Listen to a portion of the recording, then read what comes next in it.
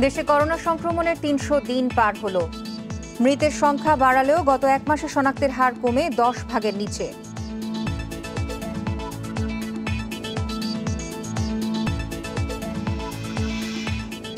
রাজধানীর মহাখালীতে কিশোর গ্যাংয়ের হাতে খুন হলো অষ্টম শ্রেণীর শিক্ষার্থী। দুই গ্রুপের বিবাদ, বলছে পুলিশ। আটক এক।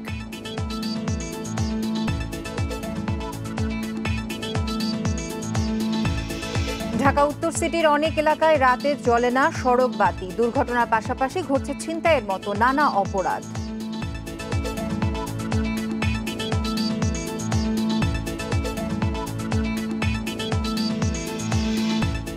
বছরের প্রথম দিনে দেশ জুড়ে বই বিতরণ শুরু।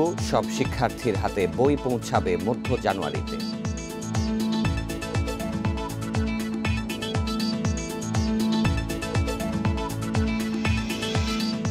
নতুন বছরে ইতিবাচক রাজনীতি চায় আওয়ামী লীগ। আন্দোলন করে গণতন্ত্র প্রতিষ্ঠা করা হবে, বলছে বিএনপি।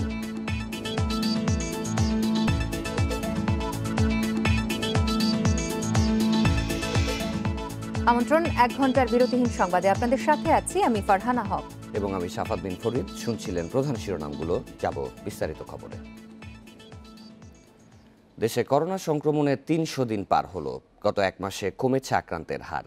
একদিনে সর্বোচ্চ শনাক্তের হার ২২ ভাগ থেকে কমে ১০ ভাগের নিচে নেমেছে। তবে নভেম্বরের তুলনায় মৃত্যু বেড়েছে ডিসেম্বরে। স্বাস্থ্য অধিদপ্তর পরিস্থিতি নিয়ন্ত্রণে বললেও শনাক্তের হার ৫ ভাগের নিচে না এলে স্বস্তির সুযোগ দেখছেন না বিশেষজ্ঞরা। গত বছরের শুরুর দিকে সারা বিশ্বে দেখা দেয় করোনা আতঙ্ক।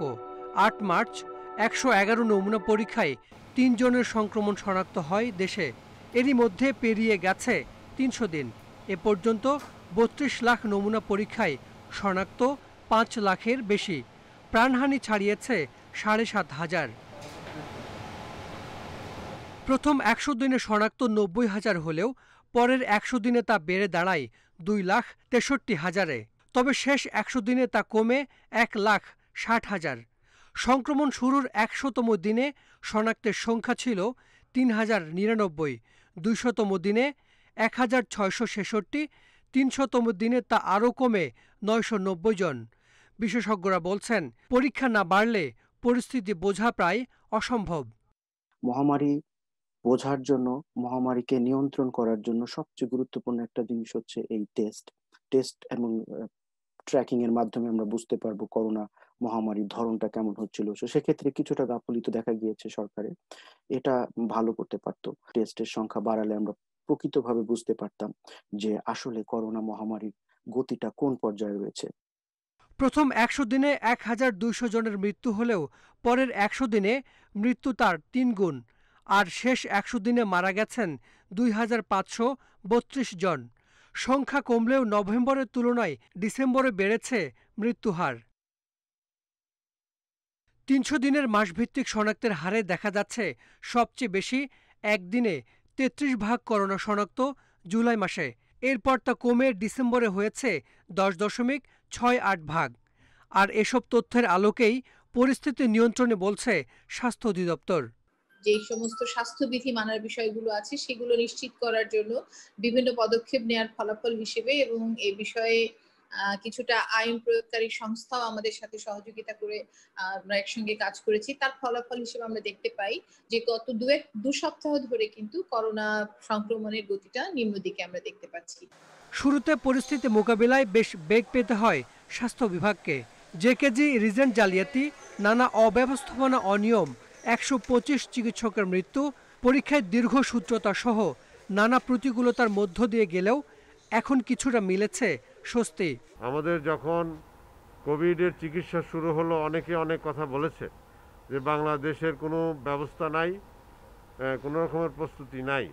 কিন্তু আজকে দেখেন পৃথিবীর স্বীকৃতি দিচ্ছে, পৃথিবীর স্বীকৃতি দিয়েছে বাংলাদেশের অবস্থান পৃথিবীর মধ্যে ২০তম। বিশেষজ্ঞরা বলছেন শনাক্তের হার ৫% নিচে নেমে এলে সেটিকে স্থিতিশীল বা সহনীয় পর্যায়ে বলা যেতে পারে। তাই এখনই নিশ্চিন্ত হওয়ার কিছু দেখছেন না তারা।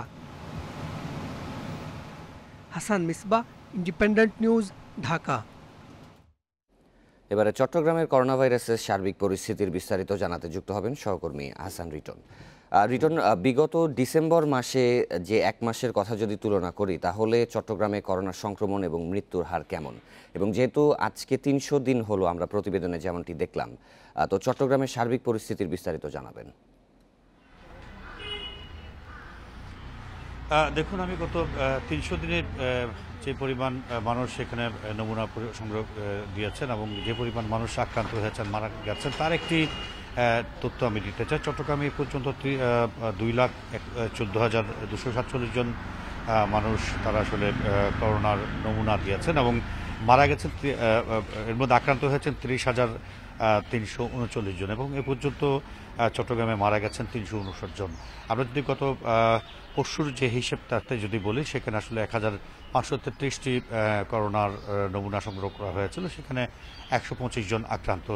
আমরা আসলে চট্টগ্রামে যেটি দেখছি সেটি হচ্ছে গত এক বছর ধরে, প্রায় এক বছর ধরে যে চিত্রটি চলে আসছে করোনা নিয়ে, সেটি থেকে মানুষ এক ধরনের ঠেকে শিখেছে। অর্থাৎ এক পরিবারে যদি কেউ একজন আক্রান্ত হন, তার আসলে যে সমস্ত সিমটমগুলো রয়েছে, সেই যে ধরনের জীবনযাত্রা করোনাকালীন সময়ে করেছেন, সেটিকে মডেল হিসেবে ধরে মানুষজন আসলে এখন অনেকটা টেস্ট না করে নিজেরা এক ধরনের চিকিৎসা নিচ্ছেন। পার্শ্ববর্তী চিকিৎসকদের সঙ্গে কথা বলে তারা আসলে সেই কাজগুলো করছেন। সঙ্গত কারণে চট্টগ্রামে একসময় বিভিন্ন ল্যাবে আমরা যেরকম টেস্ট করার জন্য যেরকম ভিড় দেখতাম, উপচে পড়া ভিড়, সেটি আসলে এখন অনেকাংশে কমে এসছে। সঙ্গত কারণে ঠিক বলা যাচ্ছে না চট্টগ্রাম এই মুহূর্তে কী পরিমাণ মানুষ করোনা আক্রান্ত হওয়ার কথা ছিল, কী পরিমাণ হচ্ছে।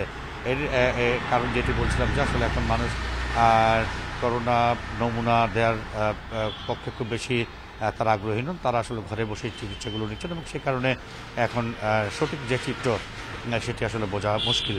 বিষয় হচ্ছে যে হাসপাতালের কথা যে বলছেন, মানুষ যে সাধারণত বাসায় বসে চিকিৎসা নিচ্ছে, তো হাসপাতালের যে বেড এবং আইসিইউ সুবিধা রয়েছে সে বিষয়ে কি তারা আশ্বস্ত হতে পারছে না? এমন কি কোনো কারণ রয়েছে কিনা? দেখুন, শুরুর দিকে আসলে আইসোলেশন সেন্টার বলি, আইসিইউ বিভাগ বলি, সেগুলো যে পরিমাণ প্রতুলতা ছিল, সেই বিষয়গুলোকে এখনো পর্যন্ত আসলে আতঙ্কের একটি বিষয় হিসেবে এখানকার মানুষজন মনে করছেন। অর্থাৎ চট্টগ্রাম মেডিকেল কলেজ হাসপাতাল সহ যে সমস্ত হাসপাতাল আইসিইউ সুবিধা রয়েছে, সেখানে আসলে এতটা কম সংখ্যক আইসিইউ বেড রয়েছে, যেটির কারণে আসলে সাধারণত যে সমস্ত রোগী আইসিইউ সুবিধা পেতে চান, তাদেরকে আসলে দিনের পর দিন অপেক্ষা করতে হয়। সেক্ষেত্রে করোনা আক্রান্ত হয়ে যদি কারো শ্বাসকষ্ট হয় কিংবা অন্য রকমের বড় কোনো সমস্যা দেখা দেয়, সেক্ষেত্রে আইসিইউ পাওয়াটা এক ধরনের ভাগ্যের ব্যাপার বলে সবাই মনে করেন। আমরা চট্টগ্রাম মেডিকেল কলেজ হাসপাতাল, চট্টগ্রাম জেনারেল হাসপাতাল সহ যে সমস্ত ভালো হাসপাতালগুলো রয়েছে, তাদের সঙ্গে যেটি কথা বলে যেটি জেনেছি, সেটি হচ্ছে আসলে অনেক দিন ধরে, কাল ধরে তারা আসলে আইসিইউ বেড বাড়ানোর জন্য নানা রকমের লেখালেখি করছেন, কিন্তু এখনো পর্যন্ত সেটি খুব বেশি আগাতে পারেনি। সংকট কারণে আইসিইউ যে সংকট সেটি রয়ে গেছে এবং মানুষের মধ্যে আইসিইউতে যাওয়ার মতো পরিস্থিতি হলে যে ধরনের সংকটের কথা তাদের চোখের সামনে বাসে, সেই বিষয়টিকে মাথায় রেখে তারাও আসলে অর্থাৎ হাসপাতালে গিয়ে নমুনা দিতে গেলে তারা নতুন করে আক্রান্ত হতে পারেন, এমন একটি আশঙ্কায় আসলে খুব বেশি লোকজন এখন বলতে যাচ্ছেন না। সঙ্গত কারণে তারা বাসায় বসেই, যদি খুব বড় রকমের সমস্যা দেখা না দেয়, সেক্ষেত্রে বাসায় বসেই তারা আসলে চিকিৎসা নেওয়াটাকে সমীচীন মনে করছেন। চট্টগ্রামে করোনা ভাইরাসের সার্বিক পরিস্থিতির তথ্য জানাচ্ছিলেন সহকর্মী হাসান রিটন। দেশে করোনায় আরও 17 জনের মৃত্যু হচ্ছে, এর মধ্যে পুরুষ 10 এবং নারী 7 জন। এ নিয়ে মোট প্রাণহানি হল 7,576 জনের। 180টি ল্যাব 24 ঘন্টায় 12,074 নমুনা পরীক্ষায় করোনা শনাক্ত হচ্ছে 990 জনের। পরীক্ষা বিবেচনায় শনাক্তের হার 8.18%। শুক্রবার স্বাস্থ্য অধিদপ্তরের বিজ্ঞপ্তিতে জানানো হয়, দেশে মোট করোনা আক্রান্তের সংখ্যা দাঁড়ালো 5,14,500 জনে। সুস্থ হচ্ছেন আরও 1,197 জন। এ নিয়ে মোট সুস্থ 4,58,656 জন।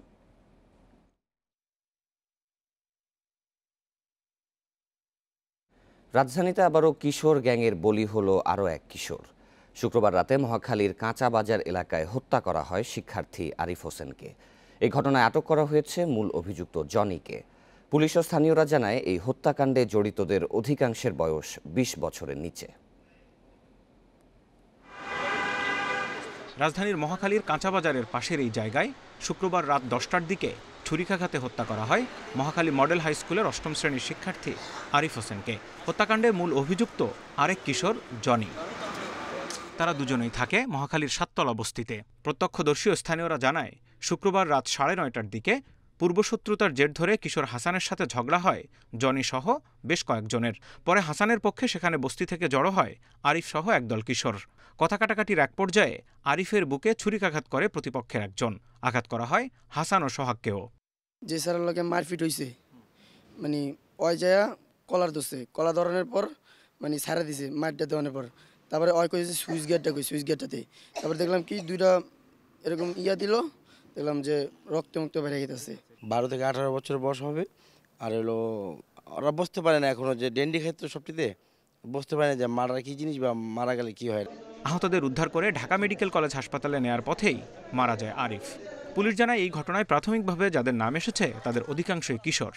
আরিফ যে ওর বুকের মধ্যে 2টা ছুরি মারছে, ছুরি মারার পরে ঢাকা মেডিকেলে নিয়ে আসলে ডাক্তার মৃত্যু ঘোষণা করে। আর হাসান আর সোহাগ ওরা চিকিৎসাধীন আছে ঢাকা মেডিকেলে। এরা তো ধরেন মহাখালী ৭তলা যে বস্তি, ওই বস্তি এলাকায় থাকে। নিহত হাসানের স্বজন ও স্থানীয়রা বলছে, দীর্ঘদিন ধরে চলে আসা কিশোর গ্যাংয়ের পরিণামেই এই হত্যাকাণ্ড।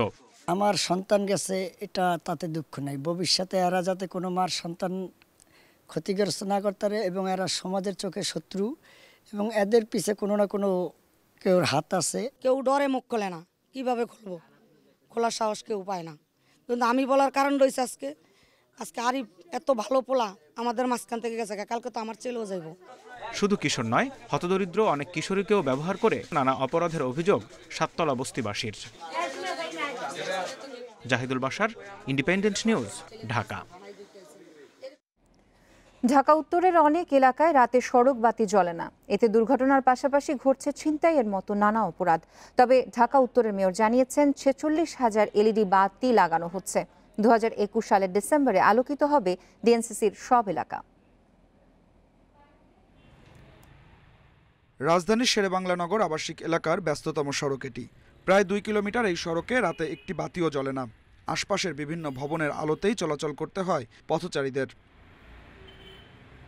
ঢাকা উত্তরে এমন অনেক এলাকা আছে যেখানে বাতি থাকলেও সেসবের বেশিরভাগই রাতে জ্বলে না। তাই অন্ধকার পথে ছিনতাই সহ নানা দুর্ঘটনায় পড়ার শঙ্কা নিয়ে চলতে হয় নগরবাসীকে। যে অন্ধকার চলাফেরার অসুবিধা, তার যে কোনো মুহূর্তে ছিনতাইকারী হইতে পারে। রাস্তায় তো অনেকেই মনে করে লাইট নাই, কেউ যদি পিছন থেকে এসে আমাকে ধরে তো বড় কিছু নেই আমার কাছে, তাই না? এটা তো স্বাভাবিক হইতেই পারে, অ্যাক্সিডেন্টের কথা তো বলা যায় না। লাইট খুবই দরকার, খুবই দরকার। এত একটা গুরুত্বপূর্ণ একটা রাস্তা, অথচ লাইট নাই। তবে শুক্রবার আগারগাঁওয়ে নির্বাচন কমিশন ভবনের সামনের সড়কে উদ্বোধন করা হলো নতুন এলইডি লাইট। পর্যায়ক্রমে 54টি ওয়ার্ডে সড়কে দেয়া হবে এ ধরনের ৪৬,৪০০ বাতি। উত্তর ঢাকার মেয়র আতিকুল ইসলাম জানিয়েছেন, ইউরোপ থেকে আনা বাতিগুলোর মেয়াদ 22 বছর, আর এসব নিয়ন্ত্রণ করা হবে ডিজিটাল মাধ্যমে। এই লাইটের আয়ুষ্কাল হচ্ছিল 22 বছর। আমরা এরকম কোনো চিন্তা করি নাই যে আমাদের টেনিউর হচ্ছে 5 বছর, 5 পর্যন্ত লেগে আমরা চলে যাব না। আমাদের অঙ্গীকার সেটি না। মাননীয় প্রধানমন্ত্রী চান যে দুর্নীতি মুক্ত একটি দেশ, তারই উদাহরণস্বরূপ আমরা 42,000 জায়গায় 46,000 লাইট, এবং প্রতিটি লাইট ইউরোপ থেকে আনা হয়েছে। রাজধানীতে অন্ধকার দূর করতে সিটি কর্পোরেশনকে সব ধরনের সহযোগিতার আশ্বাস দিয়েছেন স্থানীয় সরকার মন্ত্রী তাজুল ইসলাম। আমরা স্ব স্থান থেকে আমাদের কাজ করলে সবাই মিলে, শুধু ঢাকা নয়, সারা বাংলাদেশকে আমরা উন্নত দেশে রূপান্তরিত করতে পারবো। আসুন সবাই মিলে একসাথে কাজ করি। প্রথম ধাপে লাগানো হচ্ছে 13,000 এলইডি লাইট। এবছরের ডিসেম্বরের মধ্যেই স্থাপন করা হবে বাকিগুলো। Adilur Rahman, independent News, Dhaka. বছরের প্রথম দিনে সারা দেশে স্কুলে শিক্ষার্থীদের বই বিতরণ শুরু হলেও সব বই পৌঁছায়নি স্কুলগুলোতে। এমনকি রাজধানীর অনেক শিক্ষা প্রতিষ্ঠানেও পৌঁছায়নি সব শ্রেণীর পাঠ্য বই। তবে মন্ত্রণালয় জানিয়েছে 12 জানুয়ারির মধ্যে সব বই পৌঁছে যাবে শিক্ষার্থীদের হাতে। 9 মাসের বেশি সময় পরে স্কুলে আসার সুযোগ, দীর্ঘ সময় পর বন্ধুদের সাথে দেখা, ক্ষুদে শিক্ষার্থীদের তাই বাঁধ ভাঙা আনন্দ। যদিও অনেক বন্ধুই আসেনি, তারপরও বই নেয়ার জন্য স্কুলে আসার সুযোগ তো হলো। আমি আমার বই পেয়ে খুব খুশি হয়েছি, অনেক ভালো লাগতেছে আমার। তৃতীয় শ্রেণীতে উঠেছে, আমি বই পেয়ে খুব খুশি। আমি খুব খুশি হয়েছে। নতুন বই হাতে পেয়ে খুশি শিক্ষার্থীরা। অভিভাবকদের চাওয়া করোনার ঝুঁকিমুক্ত থাকুক তাদের সন্তানেরা। সেই সাথে এই বছরটা যেন শিক্ষার্থীরা ক্লাসের সাথে থাকতে পারে। ক্লাস করতে পারলে খুব আরো খুশি হতাম। আমি চাই দ্রুতই ক্লাস হোক, জানি আমি ভালোভাবে পড়ালেখা করতে পারি। তবে বাচ্চারা যদি আসতো আমাদের গার্ডিয়ানদের আরো ভালো লাগতো। বছরের প্রথম দিনে স্কুলগুলোতে স্বাস্থ্যবিধি মেনে শিক্ষার্থীরা বই নিচ্ছে। আমাদের গার্জিয়ানরা আসছেন, তাদেরকে আমরা স্বাস্থ্যবিধি মেনে যতটা সম্ভব আমাদের এই ক্ষুদ্র পরিসরে ক্ষুদ্র ব্যবস্থাপনায় আমরা চেষ্টা করছি সেইভাবে স্বাস্থ্যবিধি মেনে আমরা তাদের হাতে বই তুলে দিতে। বই বিতরণ শুরু হলেও অনেক স্কুলেই সব শ্রেণীর বই পৌঁছায়নি বলে জানিয়েছে কর্তৃপক্ষ। আমাদের সপ্তম শ্রেণীর এবং নবম শ্রেণীর বই আমরা এখনো পাইনি। তবে আমরা থানা শিক্ষা অফিসের কর্মকর্তার সাথে কথা বলেছি, আগামী রবিবার তালিকা হলে আমাদেরকে বই দিবে এমনটি আমাদেরকে জানিয়েছে। তবে মন্ত্রণালয় জানিয়েছে সব পাঠ্য বই জানুয়ারির মাঝামাঝি সময়ের মধ্যে পৌঁছে যাবে। ব্যবস্থাটা করে দেবেন যেন ভাগে ভাগে এসে 3 দিন ধরে একটি শ্রেণীর সব শিক্ষার্থীরা তাদের বই সংগ্রহ করে। অর্থাৎ আমরা যদি 6, 7, 8, 9 বলি, মোট 12 দিনে আমাদের শিক্ষার্থীরা তাদের বইগুলো তাদের স্কুল থেকে সংগ্রহ করবে। করোনার কারণে এবছরের বই ছাপানোর কাজ শুরুতে দেরি হয়, তাই শিক্ষার্থীদের হাতে কিছু বই যেতে দেরি হচ্ছে। নতুন বছরে শিক্ষা সংশ্লিষ্টদের একটাই প্রত্যাশা, করোনা মহামারী দূর হোক, ক্লাসে ফিরে আসুক শিক্ষার্থীরা, প্রাণচঞ্চল হয়ে উঠুক আবার শিক্ষা প্রতিষ্ঠানগুলো। নূরে আলম, ইন্ডিপেন্ডেন্ট নিউজ, ঢাকা। নতুন বছরে দেশের রাজনীতি ইতিবাচক ধারায় ফেরার আশা আওয়ামী লীগের সাধারণ সম্পাদক ওবায়দুল কাদেরের। অন্যদিকে নতুন বছরে সরকার বিরোধী সব দলের মধ্যে রাজনৈতিক ঐক্য সৃষ্টি করে আন্দোলন জোরদার করতে চান বিএনপি মহাসচিব মির্জা ফখরুল ইসলাম আলমগীর। শুক্রবার সকালে রাজধানীতে পৃথক দুটি অনুষ্ঠানে তারা এই মন্তব্য করেন। সরকারি বাসভবন থেকে অনলাইন ব্রিফিংয়ে আওয়ামী লীগের সাধারণ সম্পাদক দেশবাসীকে ইংরেজি নতুন বছরের শুভেচ্ছা জানান। তার আশা, নতুন বছরে আরো উন্নয়ন ও সমৃদ্ধির দিকে এগিয়ে যাবে বাংলাদেশ। ব্যক্তি, সমাজ এবং রাষ্ট্রীয় জীবনে প্রস্ফুটিত হোক সম্ভাবনা নতুন কলি। দেশের রাজনীতিতে নেতিবাচক ধারার পরিবর্তে ইতিবাচক ধারা ফিরে এসে নতুন বছরে নতুন আশার মালা গেঁথে এগিয়ে যায় সমৃদ্ধ বাংলাদেশের স্বপ্নময় অভিযাত্রা। এর আগে ছাত্রদলের 42তম প্রতিষ্ঠাবার্ষিকী উপলক্ষে বিএনপির প্রতিষ্ঠাতা জিয়াউর রহমানের কবরে ফুল দিয়ে শ্রদ্ধা জানান বিএনপি মহাসচিব। তার আত্মার মাগফেরাত করে মোনাজাতে অংশ নেন। এ সময় তিনি বলেন, সরকার পতনে জনগণকে সঙ্গে নিয়ে আন্দোলন গড়ে তোলা হবে। জনগণের বৃহত্তর ঐক্য, রাজনৈতিক দলগুলোর ঐক্যের মধ্য দিয়ে, একটি গণ অভ্যুত্থানের মধ্য দিয়ে এই ফ্যাসিবাদী স্বৈরাচারকে পরাজিত করতে হবে। সেই লক্ষ্যে আমরা কাজ করছি। আমরা ইনশাআল্লাহ এটাতে সফল হবে বলে আমরা। একটি নিরপেক্ষ সরকার ও নির্বাচন কমিশনের পরিচালনায় সুষ্ঠু নির্বাচন দিতে সরকারকে বাধ্য করার বিষয়েও আশাবাদী বিএনপি মহাসচিব। Jahanara Parvin, Independent News, Dhaka. Corona মুক্তের প্রত্যাশায় নতুন বছরকে বরণ করলেন নগরবাসী। প্রথম দিন শুক্রবার হওয়ায় রাজধানীর দর্শনীয় জায়গাগুলোতে ছিল উপচে পড়া ভিড়। শুধু মিরপুর চিড়িয়াখানাতেই আসেন প্রায় 40,000 দর্শনার্থী। কর্তৃপক্ষ বলছে স্বাস্থ্যবিধি মেনে সেখানে গেছেন তারা। এদিকে মানিক মিয়া এভিনিউ, রবীন্দ্র সরোবরের লোক সমাগম ছিল রাত পর্যন্ত। পুরনো বছরকে বিদায় জানিয়ে নতুনকে বরণ। করোনার জন্য নানা বিধিনিষেধের পরেও বছরের প্রথম দিনটি উদযাপনে আগ্রহ কমতি ছিল না নগরবাসীর। তার উপর শুক্রবার হওয়ায় মিরপুর চিড়িয়াখানায় ছিল উপচে পড়া ভিড়। স্বজনদের সঙ্গে নিয়ে অনেকেই এখানে এসেছেন মুক্ত বাতাসে শিশুদের বন্যপ্রাণী চেনাতে। আমি আমার স্ত্রী সন্তানদের নিয়ে এখানে আসছি। জাতীয় চিড়িয়াখানা যা আছে সবকিছু দেখেছি, খুব ভালো লাগছে। করোনার মধ্যে সবাই যেন করোনা মুক্ত বাংলাদেশটা করে দেয় বা সারা বিশ্ব যেন করোনা মুক্ত করে দেয়।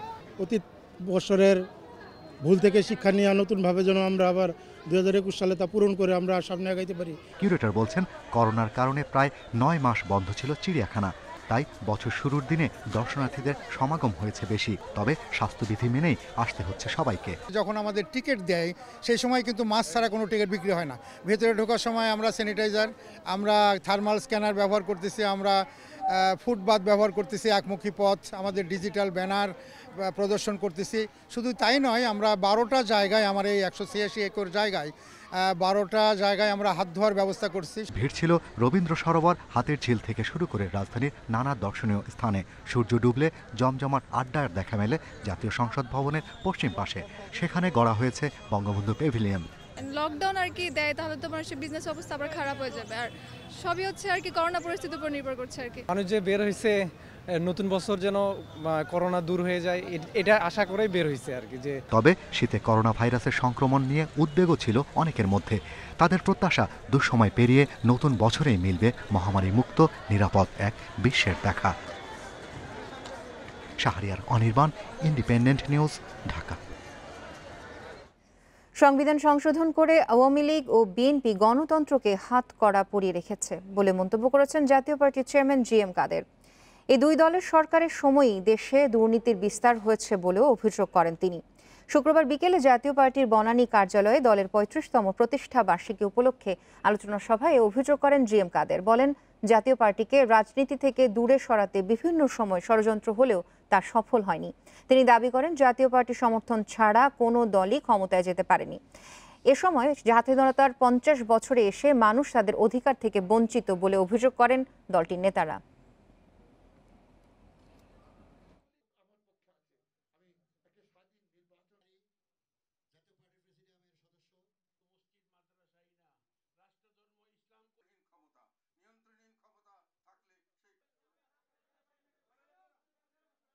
সংবিধান সংশোধন করে দুই পক্ষই গণতন্ত্রকে হাত করা পরিয়ে আটক করে রেখেছেন। এখন গণতন্ত্র নিয়ে তারা কথা বলতে চান, কিন্তু দুই পক্ষই এর সুযোগ সুবিধা নিয়েছেন। এক নায়কতন্ত্রের সুযোগ সুবিধা দুই পক্ষই, আওয়ামী লীগ এবং বিএনপি কেউ কম যায়নি।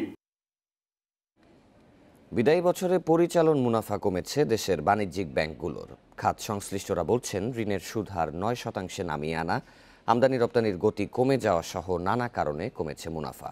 এ অবস্থায় ব্যাংকগুলোকে বিনিয়োগ বাড়ানোর পরামর্শ দিচ্ছেন তারা। অর্থনীতিতে করোনা মহামারীর প্রভাব ছায়া ফেলেছে দেশের ব্যাংকিং খাতেও। বিদায়ী বছরে কমেছে অধিকাংশ ব্যাংকের পরিচালন মুনাফা। 2020 সালে ইসলামী ব্যাংকের পরিচালন মুনাফা আগের বছরের চেয়ে 700 কোটি টাকা কমেছে। তবে মোট 1800 কোটি টাকা মুনাফা নিয়ে এবারও ব্যাংকগুলোর মধ্যে শীর্ষস্থান ধরে রেখেছে বেসরকারি খাতের ইসলামী ব্যাংক। পরিচালন মুনাফা 20%-এরও বেশি কমেছে mutual trust, bank Asia, south east সহ মোট 10টি ব্যাংকের। আর 10%-এর বেশি কমেছে ইউনাইটেড কমার্শিয়াল, এনসিসি, যমুনা, আল আরাফা ও ঢাকা ব্যাংকের।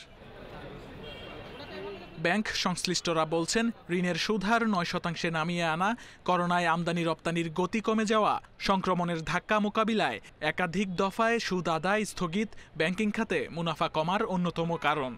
একটা সাধারণ ছুটি ছিল এবং ট্রেডটা অনেকটা কমে গেছে, তো আমরা দেখতে পাচ্ছি এক্সপোর্ট এবং ইম্পোর্ট বিশেষ করে অনেকটা কমে যায়, এবং তার জন্য স্বাভাবিকভাবে আমরা দেখেছি পরিচালন মুনাফাটা কমে গেছে। এখন একটা ব্যাংকের আসলে স্ট্রেংথে বোঝা যাবে তার ট্যাক্স, তার প্রভিশনগুলো অ্যাড করে তারপরে কত আসলে প্রফিট আফটার ট্যাক্স আসে। এই পরিস্থিতিতে ব্যাংকগুলোকে বিনিয়োগ বাড়ানোর পরামর্শ দিচ্ছেন বিশ্লেষকরা। করোনার সাথে অ্যাডজাস্ট করতে গিয়ে ব্যাংকগুলোকে ট্রান্সফরমেশনের মধ্য দিয়ে যেতে হচ্ছে। আমরা কিন্তু বলছি this is the period of for investment. তারা ভবিষ্যতের প্রফিটের জন্য এটাকে বিনিয়োগের সময় হিসেবে বিবেচনা করবেন। এদিকে করোনা মহামারীর মধ্যেও দ্রুত কার্যক্রম প্রসার ও ঋণ ছাড় করায় পরিচালন মুনাফা বেড়েছে Premier Bank, First Security Islami Bank, National Bank, NRB Commercial Bank, NRB Global Bank, Madhumati, Union ও মেঘনা ব্যাংকের। Shamim Ahmed, Independent News, Dhaka. জামালপুরের মৌহাডাঙ্গায় গবাখালী সেতুর সংযোগ সড়কে সংস্কার কাজ শুরু হয়নি 4 বছরেও। ফলে যাতায়াত, পণ্য পরিবহন, চিকিৎসা সহ সব কাজে ভোগান্তি পোহাতে হচ্ছে এলাকাবাসীর। দ্রুত সড়কটি সংস্কারের দাবি তাদের। কেন্দুয়ার মোহাডাঙ্গায় গবাখালী খালের উপর 2014 সালে নির্মাণ করা হয় এই সেতু। বছর না যেতেই বন্যায় সংযোগ সড়কের মাটি ধসে যাতায়াতের অনুপযোগী হয়ে পড়ে। 2016-17 অর্থ বছরেই এই সেতু সংস্কার কাজের জন্য বরাদ্দ পায় স্থানীয় প্রশাসন। এলাকাবাসীর অভিযোগ, কাজ না করেই অর্থ আত্মসাৎ করেছে প্রশাসন। ওঠানামা করা যায় না এবং দ্বিতীয়ত কথা হলো মাটি কাটা নাই, ব্রিজটা উঁচা করে নাই। অনেক টাকা শুনতেছি যে কে বলে খাইছে। ব্রিজটার জন্য কাজে টাকাও আসছিল, কিন্তু এই টাকা কোন জায়গায় কেমনে কি করছে কি না করছে সেটা বলতে পারবো না।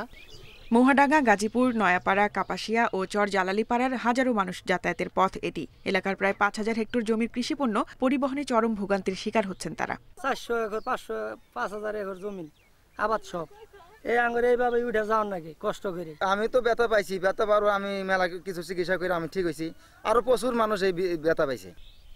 জামালপুর উপজেলা চেয়ারম্যান জানান, আগামী অর্থ বছরে সেতুর জন্য বরাদ্দ দেয়া হবে, পাশাপাশি খতিয়ে দেখা হবে অর্থ আত্মসাতের অভিযোগ। বিষয়টি খতিয়ে দেখবো, যদি এরকম কিছু হয়ে থাকে তখনকার যারা দায়িত্ব ছিল তারা বলতে পারবো। আর আমি আগামী অর্থ বছরে অবশ্যই জনস্বার্থে কৃষকদের কাঁচামাল পরিবহনের জন্য অ্যাপ্রোচটি করে সংযোগ চালু করে দেব।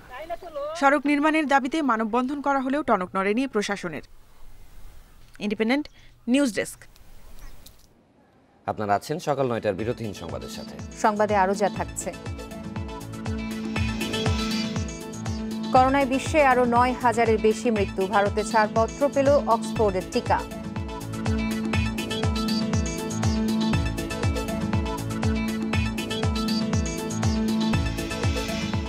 নতুন আঙ্গিকে ফিরবে বঙ্গবন্ধু স্টেডিয়াম। অ্যাথলেটিক্স ট্র্যাক, ছাউনি সহ সংস্কারে বাজেট 98 কোটি টাকা।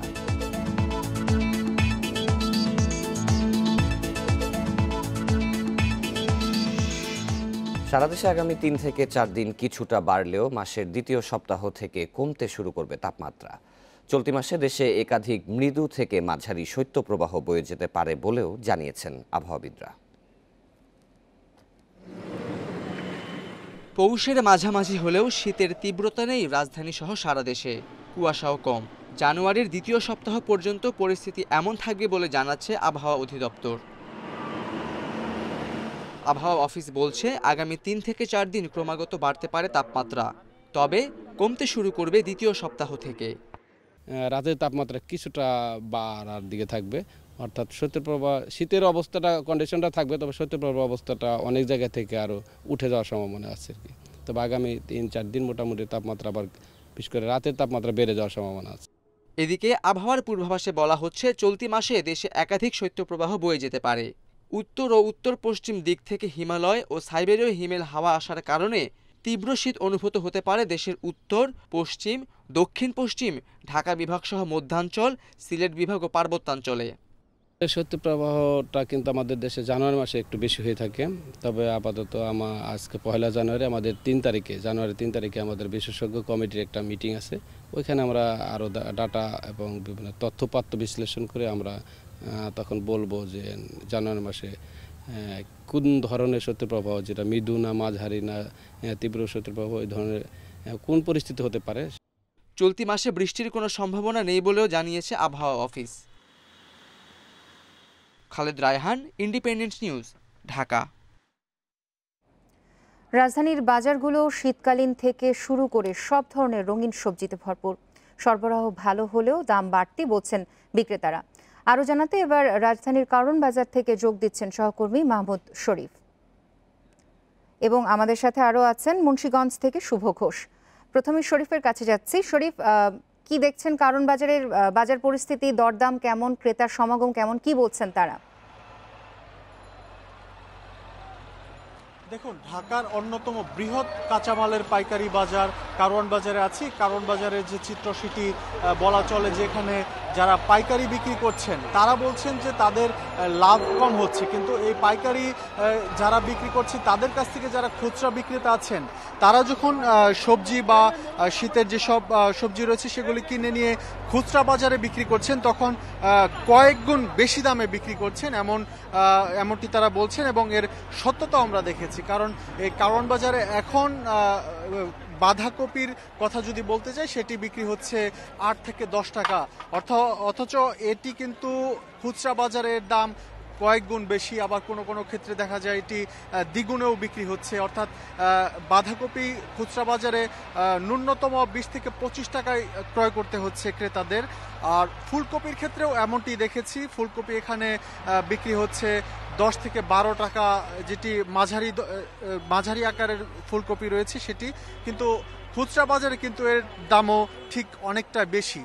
আবার একটি বিষয় হচ্ছে যে এই কারওয়ান বাজারে যারা পাইকারি ব্যবসায়ী আছেন তারা বলছেন দেশের বিভিন্ন জেলা থেকে যখন তারা সবজি ঢাকায় নিয়ে আসেন তখন তাদের যে পরিবহন খরচ, এই পরিবহন খরচ অনেক বেশি হবার কারণে এই যে বাজারে যে দামের ওঠানামা বা দাম বৃদ্ধি হয়ে যাওয়া এটি হচ্ছে।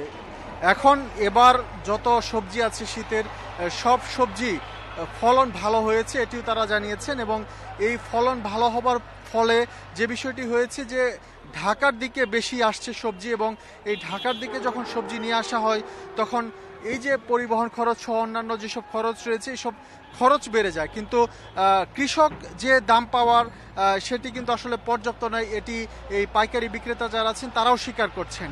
এখানে খুচরা বিক্রেতারা বলছেন যখন এই পাইকারি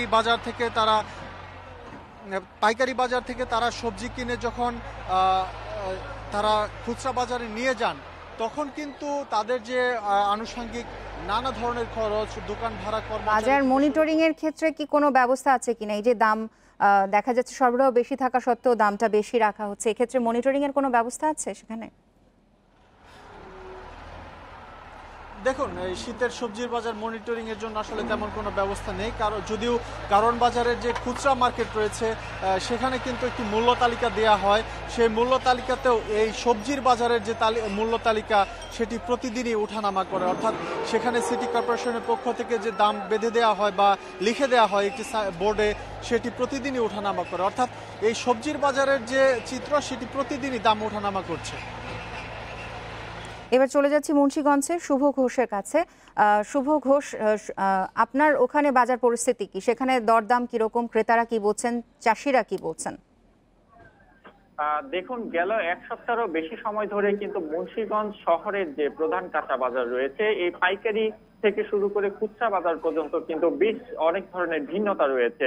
কারণ পাইকারি যে বাজারগুলোতে রয়েছে সেখানে কিন্তু সরাসরি কৃষকরা এসে তাদের যে ফসল সেটি তারা বিক্রি করে, এবং যে ধরনের শীতকালীন সবজি আছে সেটি তারা বিক্রি করে থাকেন, এবং সেইখানে আমরা দেখেছি যে সবজির যে দাম তার থেকে দ্বিগুণ মূল্যে কিন্তু বাজারের এই খুচরা বাজারগুলোতে কিন্তু বিক্রি হচ্ছে। আজকে আমরা সকাল থেকে কিন্তু এই মুন্সিগঞ্জের যে প্রধান কাঁচা বাজার সহ যে উপজেলার বেশ কয়েকটি পাইকারি বাজার আমরা ঘুরে দেখেছি। আমরা দেখেছি যে এখানে যে ধরনের সবজি, শীতকালীন সবজিগুলো রয়েছে, বিশেষ করে এই ঊর্ধ্বগতি কিন্তু চলমান রয়েছে। এই বিষয়টি নিয়েও আমরা যে ক্রেতারা রয়েছে তাদের সাথে কথা বলেছি। তারা বলছেন যে বাজারে পর্যাপ্ত সবজি সরবরাহ থাকার পরেও আসলে সবজির মূল্যের এমন ঊর্ধ্বগতিতে তারা আসলে অনেকটা অসন্তোষ প্রকাশ করেছেন। আজকের যে সবজির যে মূল্য সেটি যদি একটু সংক্ষেপে বলে রাখি, এখানে কিন্তু আজকে যে নতুন আলু রয়েছে সেটি কিন্তু 45 থেকে 40 টাকায় বিক্রি হচ্ছে, এবং টমেটো কিন্তু 80 থেকে 100 টাকায় বিক্রি হচ্ছে। পাশাপাশি যে ফুলকপি রয়েছে সেটি কিন্তু 40 থেকে 45 টাকাও বিক্রি হচ্ছে, ফুলকপি এবং বাঁধাকপি। সবকিছু মিলিয়ে শীতকালীন সবজির যে পর্যাপ্ত সরবরাহ থাকার পরেও যে ধরনের দাম স্বাভাবিক বা স্থিতিশীল হওয়ার কথা থাকে সেটি কিন্তু এখানে নেই বললেই চলে। তবে পাইকারি বাজারগুলোতে যে আলু বিক্রি হচ্ছে 30 টাকায়, সেটি কিন্তু খুচরা বাজারে এসে 40 থেকে 45 টাকায় বিক্রি হচ্ছে, এবং এটি নিয়ে কিন্তু আমরা বিক্রেতাদের সাথে কথা বলেছি। তারা বলছেন যে তাদের যে ধরনের এটি আনতে যে ধরনের পরিবহন খরচ সহ আরো নানামুখী যে ধরনের খরচ থাকে সবকিছু মিলিয়ে কিন্তু তাদের দামের এমন ঊর্ধ্বগতি, এবং এই বিষয়টি নিয়ে কিন্তু ক্রেতারা যেমনটি বলেছিলাম অসন্তোষ প্রকাশ করেছে, এবং এটি নিয়ে কিন্তু এই বাজার আসলে নিয়ন্ত্রণের ব্যাপারে কিন্তু আমরা জেলা প্রশাসকের সাথে কথা বলেছি। তারা বলছেন যে এই বাজার মনিটরিং এর জন্য তারা একটি কমিটি গঠন করবেন, তার মাধ্যমে এই বাজারটি মনিটরিং এর ব্যবস্থা তারা নেবেন, এবং দাম। শীতকালীন সবজির বাজার পরিস্থিতি নিয়ে জানাচ্ছিলেন ঢাকা ও মুন্সিগঞ্জ থেকে আমাদের সহকর্মীরা। সরকারি ঘর বরাদ্দ দেওয়ার কথা বলে গৃহহীন মানুষদের কাছ থেকে অর্থ হাতিয়ে নেওয়ার অভিযোগ উঠেছে দেশের বিভিন্ন জেলায়। কোথাও অভিযোগ উঠেছে সরকারি কর্মচারীর বিরুদ্ধে, কোথাও বা জনপ্রতিনিধির বিরুদ্ধে। ভুক্তভোগীদের দাবি, নানা জায়গায় ধর্ণা দিয়েও মিলছে না অভিযোগের সমাধান। টাঙ্গাইলের নাগরপুর উপজেলার কাঠুরি গ্রামে গৃহহীন পরশালী। কয়েক মাস আগে স্থানীয় যুবক লিটন তাকে প্রস্তাব দেন 20,000 টাকা দিলেই দুর্যোগ ব্যবস্থাপনা অধিদপ্তরে কর্মরত স্ত্রীর মাধ্যমে পাইয়ে দেবেন সরকারি ঘর। এমন সুযোগ হাতছাড়া করতে চাননি দরিদ্র কৃষক পরশ। শুধু পরশ নন, একই গ্রামের লাল মিয়া, আব্দুল সাত্তার সহ আরও কয়েকজন হতদরিদ্র মানুষও ঘর পাবার আশায় টাকা দেন লিটনের স্ত্রী তাহমিনাকে। তবে বেশ কয়েক মাস কেটে গেলেও ঘর পাননি কেউই। লিটনে আমরা কিছু টাকা দিচ্ছি, আমরা তো জানি মানে আমরা গরিব মানুষ, আমাকে কি করবো, আমাকে দিব না দিব, দিলেও আমাকে সই, না দিলেও আমাকে সই, আমরা তার আর দেয় না হারুন না। ঘর দেওয়ার আশ্বাস দেওয়ার কথা স্বীকার করলেও টাকা নেননি বলে দাবি তাহমিনার। আর অভিযোগ শুনেছেন জানিয়ে স্থানীয় চেয়ারম্যান বলছেন, ঘর উদ্বোধনে উপস্থিত থাকতে লিটনের কাছে আমন্ত্রণও পেয়েছিলেন তিনি। বিনা পয়সায় আমি ঘর দিতে চাইছিলাম, নিজের টাকা খরচ করে সম্পূর্ণ মাল সামানা সবকিছু নিজে আনছি এবং মন্ত্রণালয়ে যা কিছু করা লাগছে নিজের থেকেই। কার নামে অ্যালটমেন্ট হচ্ছে এই পেপারসগুলো আমাকে দেখাও, আমি ওনার কাছে যাবো, তাকে দেখাবো, সে যদি আমাকে অনুমতি দেয় তাহলে আমি সাথে সাথে উদ্বোধন করে দেবো। সরকারি ঘর দেওয়ার আশ্বাসে শতাধিক গৃহহীন প্রায় 10 লাখ টাকা হাতিয়ে নেওয়ার অভিযোগ উঠেছে ব্রাহ্মণবাড়িয়ার বাঞ্ছারামপুরের সোনারামপুর ইউপি সদস্য শাহজাহান। বছরের পর বছর ধরে ঘর বা অর্থ কোনোটাই পাচ্ছেন না সেই দরিদ্র মানুষ। 7 নম্বরে 10,000 টাকা দিছি, সুদ দেন না, ঘরের কথা কয়ে নিছে, ঘরের জন্য টাকা দেন। আমি হালাত করে নিয়ে এখানতে দিছি, টিয়া দেওয়ার পরে এই অনেক গড়ও দেন আর টেয়াও দেন, আজকে 2 বছর হয়ে গেছে। এরই মধ্যে 28 ভুক্তভোগী উপজেলা নির্বাহী কর্মকর্তার কাছে লিখিত অভিযোগ করেছেন। তবে অর্থ আত্মসাতের কথা অস্বীকার করেন অভিযুক্ত ইউপি সদস্য।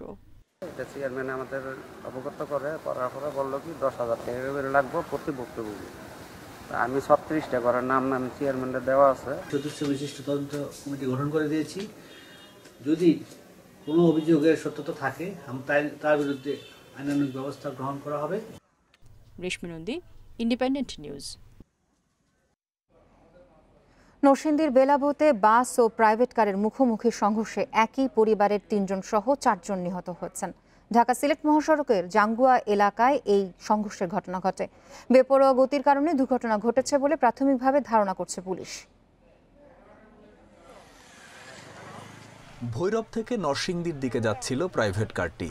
বেলাবর জাঙ্গুয়ায় পৌঁছালে ঢাকা থেকে সিলেটগামী আল মোবারকা পরিবহনের সঙ্গে মুখোমুখি সংঘর্ষ হয়। এতে দুমড়ে মুচড়ে যায় প্রাইভেট কারটি। ঘটনাস্থলে নিহত হন প্রাইভেট কারের চালক ও 3 যাত্রী। নিহতদের মধ্যে আছেন 3 বোন খায়রুন্নাহার, কামনা ও তৃষা। তাদের বাড়ি নরসিংদীর পলাশ উপজেলার চলনা গ্রামে। চালক নোয়াব আলীর বাড়ি কুষ্টিয়ার মিরপুরে। ফায়ার সার্ভিস জানিয়েছে, মোবারকা পরিবহনের বাসটি অন্য একটি বাসকে পাশ কাটাতে গিয়ে প্রাইভেট কারটিকে চাপা দিলে ঘটে দুর্ঘটনা। আল মোবারকা গাড়িটারই দোষ বেশি, ঠিক আছে, উচ্চ গতিতে হওয়ার কারণে এই ধরনের দুর্ঘটনা ঘটছে।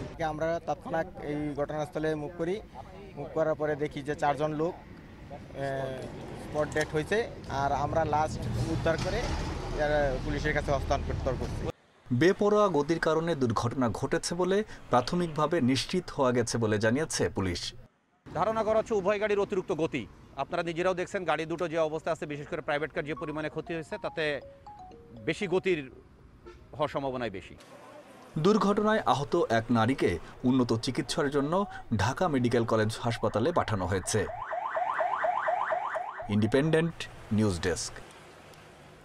বছরের প্রথম দিনেই ভারতবাসীর জন্য এলো সুখবর। দেশটিতে জরুরি ভিত্তিতে ব্যবহারের জন্য বিশেষজ্ঞদের ছাড়পত্র পেয়েছে অক্সফোর্ডের করোনা ভ্যাকসিন কোভিশিল্ড। এখন কেন্দ্রীয় ওষুধ নিয়ন্ত্রক সংস্থার সবুজ সংকেত পেলেই এটি দেয়া শুরু হবে ভারত জুড়ে।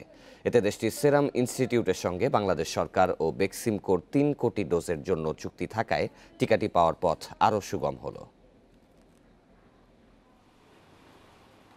ভারতের কেন্দ্রীয় ওষুধ নিয়ন্ত্রক সংস্থা ড্রাগস কন্ট্রোলার জেনারেল অব ইন্ডিয়ার ডিসিজিআইয়ের বিশেষজ্ঞ প্যানেলের সঙ্গে 30 ডিসেম্বর বৈঠকে বসে অক্সফোর্ড ও ফাইজারের করোনা ভ্যাকসিন সংশ্লিষ্টরা। এ সময় জরুরি ভিত্তিতে টিকা ব্যবহারের অনুমতি দিতে আবেদন করে তারা। তবে সেদিন চূড়ান্ত সিদ্ধান্ত নিতে পারেনি বিশেষজ্ঞ কমিটি। আর নতুন বছরের প্রথম দিন আবারও বৈঠকে বসেন তারা। আলোচনা পর্যালোচনার পাশাপাশি সব তথ্য উপাত্ত খতিয়ে দেখে আসে অক্সফোর্ডের ভ্যাকসিন জরুরি ভিত্তিতে ব্যবহারের ছাড়পত্র দেওয়ার সিদ্ধান্ত। বিশেষজ্ঞদের এই সুপারিশ এখন বিবেচনার জন্য যাবে ডিসিজিআই। তাদের চূড়ান্ত অনুমোদন ছাড়া ভারতে কোনো ওষুধ বা টিকা দেয়া যায় না। দেশটির স্বাস্থ্য মন্ত্রণালয় জানিয়েছে, কেন্দ্রীয় ওষুধ নিয়ন্ত্রক সংস্থার অনুমোদন পাওয়ার পর দ্রুততম সময়ে দেশজুড়ে অক্সফোর্ডের ভ্যাকসিন দেয়া শুরু হবে।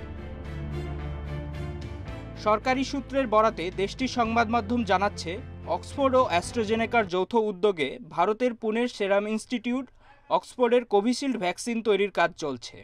আর সেরাম জানিয়েছে, করোনা প্রতিরোধে ৯৫% পর্যন্ত কার্যকর ভূমিকা নিতে পারে এই ভ্যাকসিন। এরই মধ্যে ৪ থেকে ৫ কোটি ডোজ প্রস্তুত রেখেছে তারা। ৩০ ডিসেম্বর বিশ্বের প্রথম দেশ হিসেবে অক্সফোর্ডের টিকা জরুরি ভিত্তিতে প্রয়োগের অনুমতি দেয় যুক্তরাজ্য, পরে যোগ দেয় আর্জেন্টিনা। বাংলাদেশ সরকার ও বেক্সিমকো ফার্মাসিউটিক্যাল অক্সফোর্ড অ্যাস্ট্রাজেনেকার এই ভ্যাকসিনের ৩ কোটি ডোজ কিনতে চুক্তি করেছে সেরাম ইনস্টিটিউট অব ইন্ডিয়ার সাথে। এই অনুমোদনটাকে আমরা নির্ভর করতে পারি, এর সেফটি এফিকেসির উপর আমরা আস্থা রাখতে পারি। তো অক্সফোর্ড ভ্যাকসিনটা বাংলাদেশের যে কোল্ড চেন তার সাথে সম্পূর্ণভাবে মানানসই। ভারতে টিকাটি ছাড়পত্র পাওয়ার পর বাংলাদেশেও করোনার টিকা পাওয়ার পথ সুগম হলো বলে মনে করছেন বিশেষজ্ঞরা। মাহমুদুন নবী, ইন্ডিপেন্ডেন্ট নিউজ। করোনায় বিশ্বে একদিনে ৯,০০০-এর বেশি মৃত্যু হচ্ছে। এ নিয়ে বিশ্বের মোট প্রাণহানি ১৮,৩৪,০০০-এর বেশি। নতুন ৫.৫ লাখ রোগী নিয়ে মোট আক্রান্তের সংখ্যা ছাড়িয়েছে ৮,৪৩,০০,০০০। এ পর্যন্ত সুস্থ হয়েছেন ৫,৯৬,০০,০০০ বেশি মানুষ। ২৪ ঘন্টায় সবচেয়ে বেশি মৃত্যু শনাক্ত হয়েছে যুক্তরাষ্ট্রে। দেশটিতে নতুন করে প্রাণ গেছে ২১০০-র কাছাকাছি মানুষের। এ নিয়ে যুক্তরাষ্ট্রের মোট প্রাণহানি ছাড়ালো ৩,৫৬,০০০। নতুন ২.২ লাখ রোগী নিয়ে মোট সংক্রমিতের সংখ্যা ২,৬,০০,০০০-এর বেশি। করোনার নতুন ধরনের কেন্দ্রস্থল যুক্তরাজ্যে একদিনে ভাইরাস মিলেছে ৫৩,০০০ মানুষের দেহে। দেশটিতে নতুন করে প্রাণ গেছে ৬১৩ জনের। এছাড়াও রাশিয়ায় ৫৩৬, ব্রাজিলে ৪৬৫, ইতালিতে ৪৬২ জনের মৃত্যু হচ্ছে। এদিকে ভারতে ২৪ ঘন্টায় মাত্র ১৮৭ জনের মৃত্যু হচ্ছে। নতুন সংক্রমিত হচ্ছে ১৭,০০০। ভারতে আজ থেকে শুরু হচ্ছে করোনা টিকার ড্রাই রান কর্মসূচি। অন্যদিকে মেক্সিকোতে রোগী বাড়ায় দেখা দিয়েছে অক্সিজেন সংকট। নতুন রূপে ফিরবে বঙ্গবন্ধু জাতীয় স্টেডিয়াম। ফ্লাডলাইট, দর্শক ছাউনি থেকে শুরু করে বসবে নতুন অ্যাথলেটিক্স ট্র্যাক। সংস্কারের জন্য বাজেট ধরা হয়েছে ৯৮ কোটি টাকা। ভবিষ্যতে স্টেডিয়ামটিকে নির্দিষ্ট একটি খেলার জন্য ব্যবহারের পরিকল্পনার কথা জানিয়েছে ক্রীড়া পরিষদ। বহু ঐতিহ্য, সংগ্রাম আর কালের সাক্ষী ঢাকার বঙ্গবন্ধু জাতীয় stadium. Cricket, football, hockey, athletics সহ কি হয়নি আদিম ঢাকা স্টেডিয়ামটিতে। কালের বিবর্তনে পরিবর্তন হয়েছে অনেক। একের পর এক সংস্কার করেও স্টেডিয়ামটিকে এখনও গড়া সম্ভব হয়নি আন্তর্জাতিক মানের। সবশেষ নেপাল ম্যাচের আগেও হয়েছে সংস্কার। ১.৫ বছর আগে একনেকের সভায় স্টেডিয়াম সংস্কারের জন্য নতুন করে ৯৮ কোটি টাকার বাজেট পাশ হলেও আটকে ছিল টেন্ডারের অপেক্ষায়। এবার সেই আক্ষেপ দূর হয়েছে। ৭ ভাগের ৫ ভাগ টেন্ডার পাশ হলেও বাকি ২টির জন্য লাগবে আরও কিছু সময়। ফেব্রুয়ারির মাঝামাঝি সময়ে শুরু হবে সংস্কার কাজ। আমরা বিভিন্ন প্যাকেজে আমাদের টেন্ডার হয়ে গেছে। এখন আমরা এটাকে বলে হচ্ছে যে এরকম সরকারি পরিভাষায় বলে হচ্ছে যে টেন্ডার ইভ্যালুয়েশন কমিটি, মানে সেই কমিটি এখন যে সমস্ত দরপত্রগুলো পড়েছে সেইগুলো আমরা যাচাই বাছাই করে মূল্যায়ন করছি। ফিফার নিয়ম অনুসরণ করে স্টেডিয়াম সংস্কার করবে এনএসসি। আসবে অবকাঠামোগত পরিবর্তন। গ্যালারিতে চেয়ার স্থাপনের পাশাপাশি বসানো হবে ছাউনি, থাকবে স্বয়ংক্রিয় পানি দেওয়ার ব্যবস্থা। পরিবর্তন হবে জায়ান্ট স্ক্রিন, ডিজিটাল বোর্ড ও ফ্লাডলাইট। আধুনিকায়ন করা হবে dressing room, media centre, drainage system. স্থাপন করা হবে ডিজিটাল বিজ্ঞাপন board, ticket counter, dope test ও চিকিৎসা কক্ষ। ফুটবল হলো, আবার দেখা যাচ্ছে যে এখানে আবার অ্যাথলেটিক্সের ১০০ মিটার দৌড় হলো। তাই সুতরাং এই মাল্টিপারপাস ইউজের জন্য আমাদের এখন এই বিষয়টা চিন্তা করতে হবে। তো সেটা আমরা যখন এটা তৈরি সম্পূর্ণ হয়ে যাবে তখন এটা আমরা বুঝতে পারব। বিশাল কর্মযজ্ঞের পর আন্তর্জাতিক ভেন্যুর চাহিদা পূরণ করবে বঙ্গবন্ধু স্টেডিয়াম। আশার আলো দেখছে অ্যাথলেটিক্স ফেডারেশনও। আমাদের যে এন্ট্রি গেটগুলো দর্শকদের, সেগুলো অপ্রশস্ত, অপ্রতুল। সো এই বিষয়গুলোতে অনেক কাজ করতে হবে এবং একই সঙ্গে আমাদের বঙ্গবন্ধু জাতীয় স্টেডিয়ামের ড্রেনেজ সিস্টেম নিয়ে আসলে আমাদের অনেক বেগ পেতে হয়। আমাদের আধুনিক জিম যেটা বঙ্গবন্ধু স্টেডিয়ামে হবে, ওয়ার্ম আপ জোন, বিকজ যদি আন্তর্জাতিক কোনো প্রতিযোগিতা করতে হয় তাহলে একটা ওয়ার্ম আপ জোনের খুবই দরকার। এবং আমরা চেয়েছিলাম হোস্টেল। ২০২২ সালের ডিসেম্বরে শেষ হবে প্রকল্পের মেয়াদ। ১৯৫৪ সাল থেকে বহুবার সংস্কার হয়েছে জাতীয় স্টেডিয়ামটি। বড় সংস্কার হয়েছে 3 বার, যার খরচ প্রায় 200 কোটি টাকা ছাড়িয়েছে। তবে এবারে সংস্কার বাজেট ছাড়িয়েছে অতীতের সব রেকর্ড। তাই তো আরও একবার পূর্ণতা পাওয়ার অপেক্ষায় বঙ্গবন্ধু জাতীয় stadium. Kamrul Hasnat, independent news, Bangabandhu জাতীয় স্টেডিয়াম, ঢাকা। ফরিদপুর সদরের ধলার মোড়ে হয়ে গেল ঘুড়ি উৎসব। 1 বর্গ কিলোমিটার এলাকা জুড়ে আয়োজিত উৎসবে অংশ নেন নানা বয়সী হাজারো মানুষ, যা ছেলেবেলার স্মৃতিতে ফিরে যাওয়ার উপলক্ষ এনে দেয় অনেককে। আকাশকে বর্ণিল করে তুলেছে শত শত ঘুড়ি। নয়নতারা, কইরা, চিল, প্লাজো, রোহিঙ্গা, অ্যাংরিবার্ড, ডোল, ইগল সহ নানা বাহারি নাম এসব ঘুড়ির। চলো হারাই শৈশবে প্রতিপাদ্য নিয়ে ফরিদপুর সদরের ধলারমোড় এলাকায় আয়োজন করা হয় এই উৎসবের। নানা বয়সী মানুষ অংশ নেয় এতে। কম ছিল না দর্শনার্থীর সংখ্যাও। ঘুড়ি ওড়ানো ছেলেবেলার স্মৃতি মনে করিয়ে দেয় অনেককে। সচরাচর দেখা যায় না, ঘুড়ি উড়ানোর কোনো সুযোগও নেই আসলে, যে বাচ্চারা কোথায় ঘুড়ি উড়াবে। আমি অনেক মজা পাচ্ছি। ঘুড়ি উৎসব আমাদের সেই মেসেজটি দেয় যে আমাদের সম্পর্ক থাকবে শেকড়ের সাথে, আমাদের সম্পর্ক থাকবে আমাদের সংস্কৃতির সাথে। 5 শতাধিক ঘুড়ি নাটা হচ্ছে আমাদের পক্ষ থেকে সরবরাহ করছি। তাতে দেখা যাচ্ছে মনে হচ্ছে 1000-এরও বেশি দর্শনার্থী ঘুড়ি নাটা নিয়ে এসেছে। এখানে 10 জন ঘুড়ি নির্মাতাকে আমরা পুরস্কৃত করব। সুস্থ বিনোদনকে উৎসাহিত করার কথা জানিয়েছে প্রশাসন। দীর্ঘদিন ধরে হয়তো ঘরে থাকা মানুষগুলো ইংরেজি নববর্ষের প্রথম দিনে এই উৎসবের মাধ্যমে যে আনন্দ মেতে উঠেছে, জেলা প্রশাসন তাকে স্বাগত জানায় এবং আগামী দিনগুলোতেও এই ধরনের চর্চা থাকবে, আমাদের ইতিহাস ঐতিহ্যকে তুলে ধরবে। চতুর্থবারের মতো ঘুড়ি ওড়ানো উৎসবের আয়োজন করে Facebook page Faridpur city. Independent news desk. শেষ করব বিরতিহীন সংবাদ, তবে তার আগে শিরোনামগুলো জানিয়ে দিচ্ছি আরও একবার। দেশে করোনা সংক্রমণের 300 দিন পার হলো। মৃতের সংখ্যা বাড়লেও গত 1 মাসে শনাক্তের হার কমে 10 ভাগের নিচে।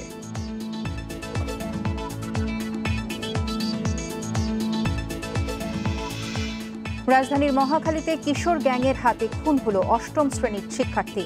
2 গ্রুপের বিবাদ, বলছে পুলিশ, আটক 1।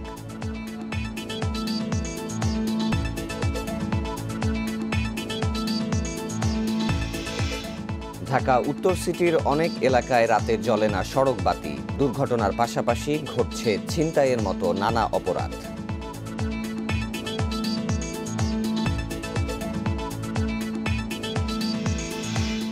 বছরের প্রথম দিনে দেশ জুড়ে বই বিতরণ উৎসব শুরু।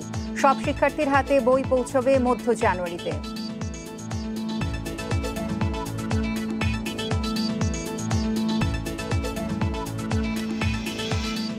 এবং নতুন বছরে ইতিবাচক রাজনীতি চায় আওয়ামী লীগ। আন্দোলন করে গণতন্ত্র প্রতিষ্ঠা করা হবে, বলছে বিএনপি।